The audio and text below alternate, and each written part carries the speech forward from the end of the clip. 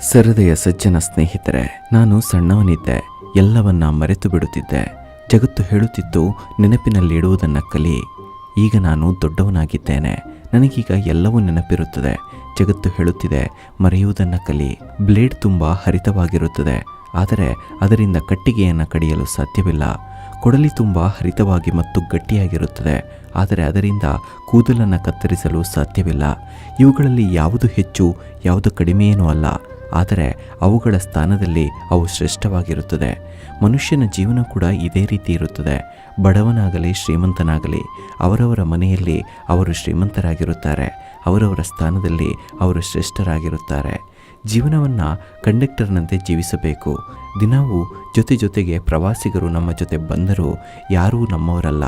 ದಿನವಿಡೀ ಪ್ರವಾಸ ಮಾಡಿದರೂ ಪ್ರವಾಸ ನಮ್ಮದಲ್ಲ. ಪ್ರಯಾಣಿಸುವ ಬಸ್ಸಾಗಲಿ ಬಂದಿರುವ ದುಡ್ಡಾಗಲಿ ನಮ್ಮದಲ್ಲ. ಕೊನೆಗೆ ಎಲ್ಲವನ್ನು ಒಪ್ಪಿಸಿ ಹೋಗುವುದಷ್ಟೇ ಜೀವನ. ನೀವು ಎಷ್ಟೇ ಐಶ್ವರ್ಯ ಸಂಪತ್ತನ್ನು ಗಳಿಸಿ, ಆದರೆ ಗರ್ವಪಡಬೇಡಿ. ಏಕೆಂದರೆ ಚದುರಂಗದ ಆಟ ಮುಗಿದ ನಂತರ ರಾಜ ಮತ್ತು ಸೈನಿಕರನ್ನು ಒಂದೇ ಡಬ್ಬಿಯಲ್ಲಿಡುತ್ತಾರೆ. ಜೀವನ ಬಹಳ ಸುಂದರವಾಗಿದೆ. ಒಬ್ಬರನ್ನೊಬ್ಬರು ಅರ್ಥ ಮಾಡಿಕೊಂಡು ಮುನ್ನಡೆಯೋಣ. ಮನುಷ್ಯ ಬೈದರೂ ಬುದ್ಧಿ ಕಲಿಯಲ್ಲ, ಹೊಡೆದರೂ ಬುದ್ಧಿ ಕಲಿಯಲ್ಲ, ಮತ್ತೊಬ್ಬರು ಹೇಳಿದರೂ ಬುದ್ಧಿ ಕಲಿಯಲ್ಲ, ಉದಾಹರಣೆ ತೋರಿಸಿದರೂ ಬುದ್ಧಿ ಕಲಿಯಲ್ಲ.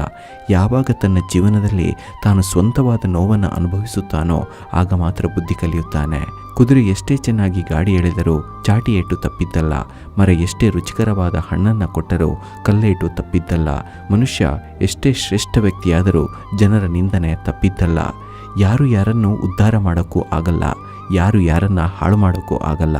ಅವರವರ ಯೋಚನೆಯೇ ಅವರ ಉದ್ಧಾರಕ್ಕೆ ಮತ್ತು ಹಾಳಾಗುವುದಕ್ಕೆ ಮೂಲ ಕಾರಣವಾಗಿರುತ್ತದೆ. ಗಿಡ ಯಾವತ್ತೂ ಉದುರಿ ಹೋದ ಎಲೆ, ಹೂವುಗಳ ಬಗ್ಗೆ ಯೋಚಿಸುವುದಿಲ್ಲ. ಹೊಸ ಹೂವಿನ ಸೃಷ್ಟಿಯೇ ಅದರ ಧ್ಯಾನ.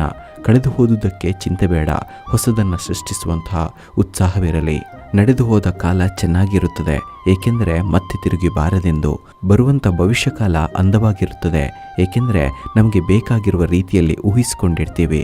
ಪ್ರಸ್ತುತ ಕಾಲ ಮಾತ್ರ ಕಷ್ಟವಾಗಿರುತ್ತದೆ, ಏಕೆಂದರೆ ಅನುಭವಿಸ್ತಾ ಇರ್ತೀವಿ.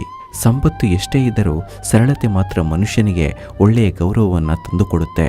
ಏಕೆಂದರೆ ಸಂಪತ್ತಿಗೆ ಬೆಲೆ ಕಟ್ಟಬಹುದು, ಆದರೆ ಸರಳತೆಗೆ ಬೆಲೆ ಕಟ್ಟಲಾಗದು. ನೀವೇನಂತೀರಾ? ಕಮೆಂಟ್ ಬಾಕ್ಸ್ನಲ್ಲಿ ತಿಳಿಸಿ.